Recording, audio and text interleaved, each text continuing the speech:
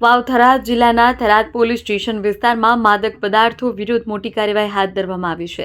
Tharad police દ્વારા Bharatmala road પર આવેલા ખોડા ઓપી વિસ્તારમાં પેટ્રોલિંગ દરમિયાન શંકાસ્પદ મોટરસાયકલને અટકાવી તપાસ કરતા 2 આરોપીઓને પોસ્ટ ડોડા સાથે ઝડપી લેવામાં આવ્યા હતા।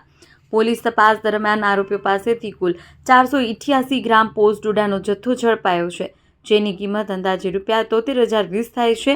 આ ઉપરાંત મોબાઈલ ફોન, મોટરસાયકલ સહિત ₹97,320નો મુદ્દામાલ જપ્ત કરવામાં આવ્યો છે। પૂછપરછમાં ખુલાસો થયો છે કે નશીલા પદાર્થોની સપ્લાય ઇલેક્ટ્રિક એક્ટિવા મારફતે કરવામાં આવતી। બંને આરોપીઓ સામે NDPS એક્ટ હેઠળ કાયદેસરની કાર્યવાહી શરૂ કરવામાં આવી છે।